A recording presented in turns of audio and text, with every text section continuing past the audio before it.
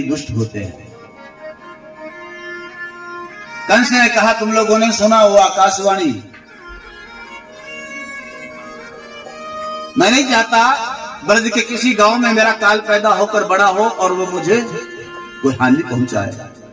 उसे बड़ा होने से पहले मार डालो। योजना बनाई गई, मायावी राक्षसों को गोकुल में भेजा गया।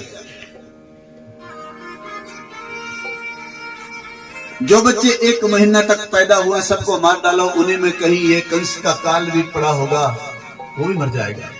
माया का सहारा लिया जाए।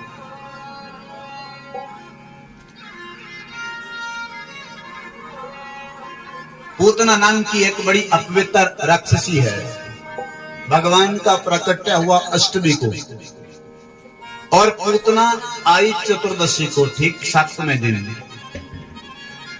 पूतना ने कहा, महाराज चिंता क्यों करते हो, मेरा नाम पूतना है, जहां मैं चली जाती हूं वहां पूत नहीं होते, होते भी हैं तो मार डालती हूं मैं। कंस ने कहा, तू इतनी बदसूरत है, तुझे अपने महल में कौन घुसने देगा। बोले, चिंता मत करो, मैं माया का सहारा लूंगी, सुंदर बन करके चली जाऊंगी। पूतना गोकुल की तरफ रवाना हुई और महाराज नंद 2-4 ब्रजवासियों को लेकर के वार्षिक कर देने नंद के यहाँ चले गए, कंस के यहाँ चले गए और उसको वार्षिक कर दिया, बधाई भी दी। कंस ने पूछा, नंद जी ये बधाई? बोले, महाराज मेरे भी एक लाला हुआ है। ब्रजवासियों में बेटा को लाला कहते हैं।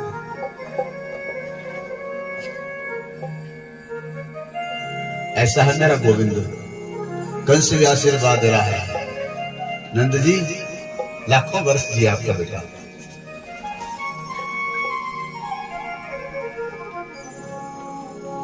कर देने के बाद जब वापिस आ रहे थे तो रास्ते में वसुदेव जी से नंद का मिलन हो गया। नंद जी तो प्रसन्न थे, वसुदेव बड़ा दुखी था।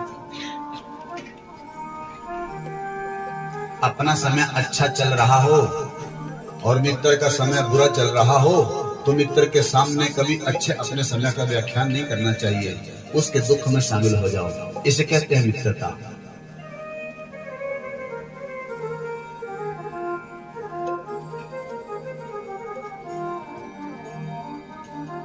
नंद जी कहने लगे, वसुदेव जी सुनकर बड़ा दुख हुआ कि आहो देव की पुत्र कंसेन बहवो हटा। मैंने सुना है देवकी के बहुत से पुत्रों को कंस ने मार डाला। एक अवशिष्टा कन्या साती दिवंगता, एक बेटी हुई थी। मैंने सुना उसे भी मारना चाहता था पर वो आकाश में चली गई, उसके हाथ में नहीं आया। रो पड़े वसुदेव। नंद जी ने कहा, मन छोटा मत करो, तुम्हारा एक पुत्र तो मेरे पास पहले ही रह रहा है, रोहिणी नंदन बलराम जी। अच्छा सुनो, मेरे भी बुढ़ापे में एक बेटा हुआ है, उसको भी तुम अपना ही समझना, पर मन छोटा मत करना। दोनों मित्रों की आपस में बातें ही वसुदेव जी ने कहा, नंद जी कोई उत्पात ना हो जाए, आप जल्दी लौट जाइए, वृंदावन ब्रजभूमि में चले जाइए आप।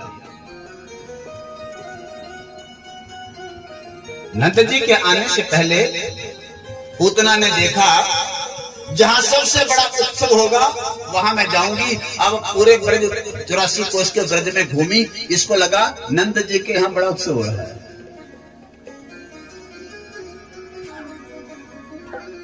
अपने परिवेश का इसने बदलना और बहुत सी गोपियों का एक झुंड था, उसमें ये भी प्रवेश कर गई और नंद महल तक पहुंच गई।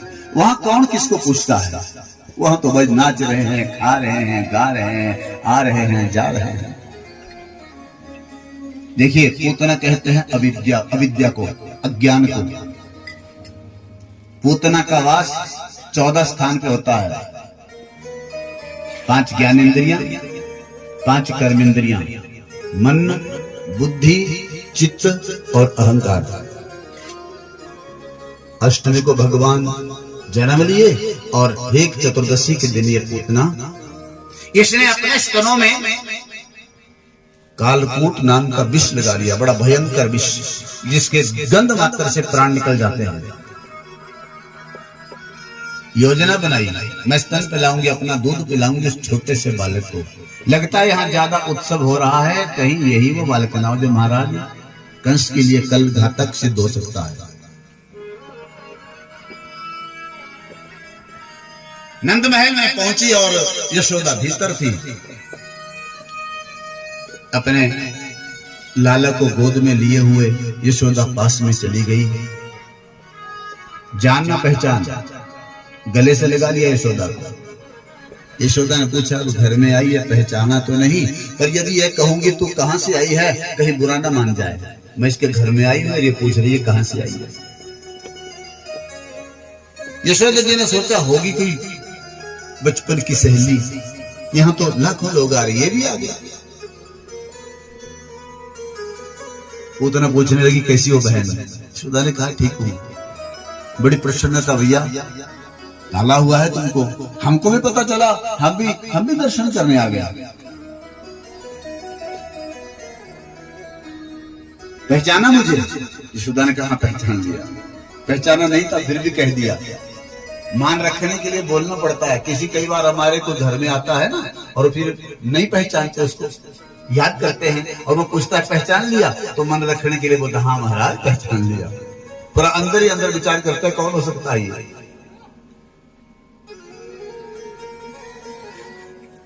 पूतना ने कहा बहन तुझे कोई काम करना है तो ये लाला मेरी गोदी में ला दे। यशोदा किसे कहते हैं? जो काम खुद करे और यश दूसरे को दे। यश परस्मै ददाति सा यशोदा।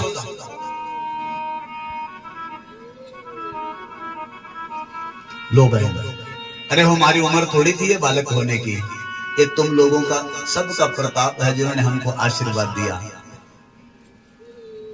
पूतना की गोदी में दो, लो अपना आशीर्वाद दो। पूतना ने मन ही मन सोचा आशीर्वाद ही देने तो मैं आई हूं, गोदी में ले लिया। यशोदा बाहर चली गई। सुखदेव स्वामी कहते हैं परीक्षित, यशोदा तो बाहर चली गई, लाला गोदी में है। जैसे ही पूतना को देखा मेरे गोविंद ने अपने दोनों नेत्र बंद कर लिए। परीक्षित ने पूछा गुरुदेव नेत्र क्यों बंद किए, डर गए कन्हैया? बोले नहीं, डरे नहीं। इस प्रसंग पर हमारे आचार्य बहुत से अर्थ लगाते हैं।